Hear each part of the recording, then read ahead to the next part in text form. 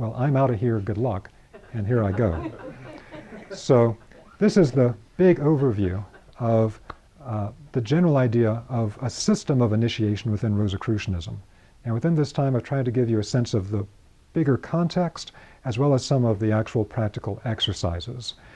And we are doing a workshop next weekend that is on this topic, working with the exercises and going into more detail on the context. And I'll open it up to any questions people have. Would you please define concept again? A concept, in the larger sense of it, is actually an ability for the mind to see a spiritual reality.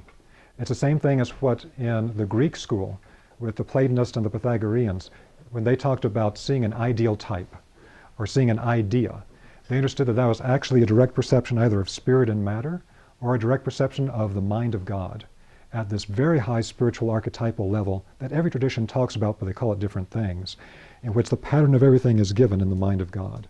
And so that's what we're actually doing. When we can think with true spiritual concepts, that becomes what the Rosicrucians call sense-free thinking, and it's also linked to a deeper aspect that we haven't gone into tonight of the new clairvoyance that the Rosicrucians talk about. And again, that connects it back up because living thinking, true living thinking instead of dead thinking, living thinking connects us through that process with the mind of God itself, because it's all the same substance. So, for example, as I would perceive somebody doing acts maybe that I didn't like. Yes. However, I saw their soul. Yes. And then that would be doing that act. Right? Yes, it's directly connected to that Rosicrucian practice we mentioned, that when you see a person, you look for what inside of them is their spiritual core and their spiritual destination. What will this person become over great periods of time if their alchemical development continues on the right path?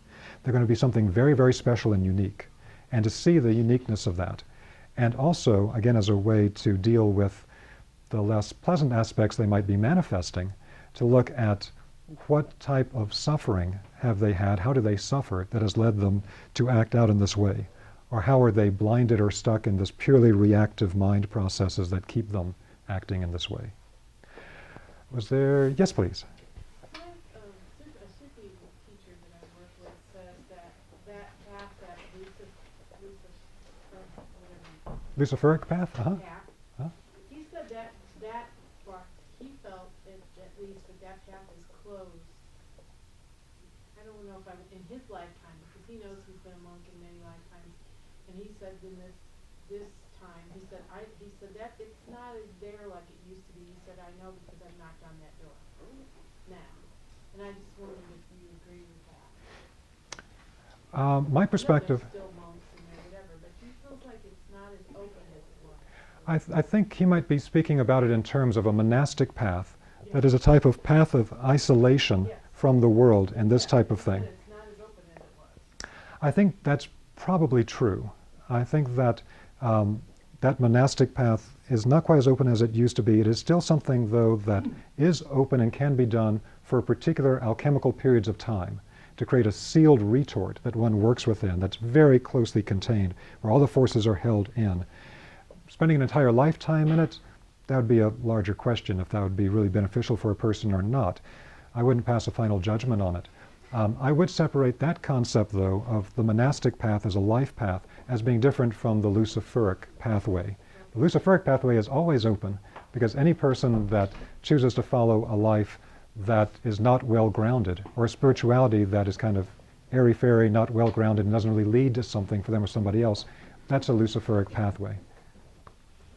Yes, please. Do you think an astrology natal chart can say what kind of initiate we are, or indicate what kind of initiate we are primarily, and what stage that our soul is in this incarnation? To a particular degree. The natal chart, what people that are really good with astrology or Vedic palmistry or whatever method of reading these things are, they use the basic blueprint as a structure of the soul. But then they need to look into the individual to see how far they are along the path. Because a whole bunch of people might have been born at that exact same time, but they're actually on different levels in the path, despite being born at the same moment. But one thing that you get from a natal chart is that there's a kind of imprinting of the geometry of the heavens at the time of incarnation. It's all pure geometry. If you look at a natal chart, it's all an angular relationship of this body, which has a vibrational quality, to this body, which has a vibrational quality. When those two vibrational qualities are directly opposite, it's different than if they're at 45 degrees, etc. It's a real study of sacred geometry and cosmic influences on a human being. So it relates to the person's structure in all kinds of very deep ways. You would still need to use a kind of a vertical approach to get a sense of how far are they along their particular pathway within that structure, because that could vary from one person to another who was born at that time. But one very important aspect of this is that we need to be aware that everybody's subtle body structures are a little bit different, so that we have certain structures in the subtle body that are universal. You know, we talk about the chakras, acupuncture meridians, etc. These are universal. But within that, there are other structures within the subtle bodies, within the life body, within the consciousness body, that are very different from person to person.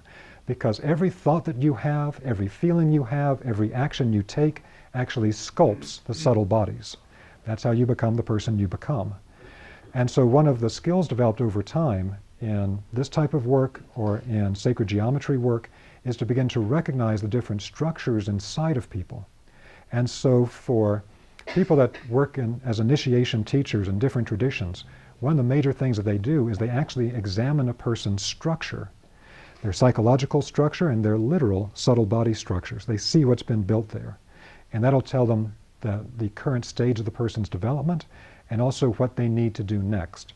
And in many cases, if the person who's doing the initiation work is very conscious as a teacher, they'll know that in many cases the person cannot do the same type of work the teacher does, because the teacher has crystallized themselves in a particular way, and this person doesn't have the structure for it. They have to actually do it a different way. I enjoyed it one time when I worked at the Clairvision School in Australia, French medical doctor Samuel Sagan. A person asked him a question once of, how do you do this particular type of clairvoyant activity? And Sagan thought for a moment, and then he replied, you really shouldn't ask me how I do it, because you can't do it the way that I do it. I developed my capacity to do it a very long time ago, and you can't develop it the same way now. You need to ask me how you can develop it.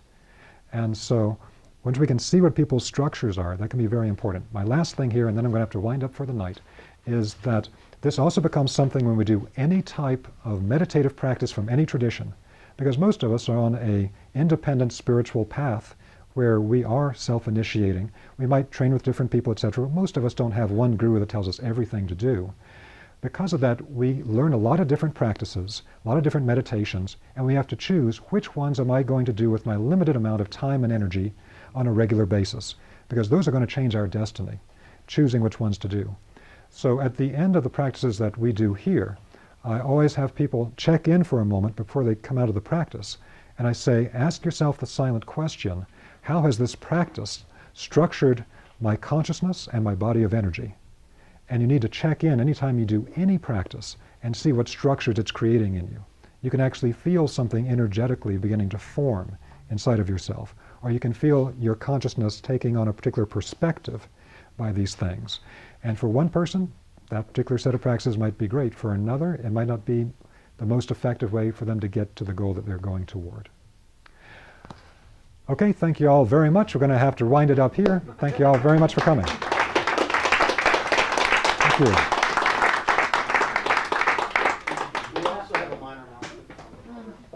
What's that? This is Saturday evening, and the front doors and the garage doors, as well as the garage gate locks. So if anybody's in the garage, I have a key, because we have to let you out. If you go front door, you cannot go back in because the door is locked. Okay, so if you're parked in the garage, he'll let you in and out. Find me and open it. Thank you. You too.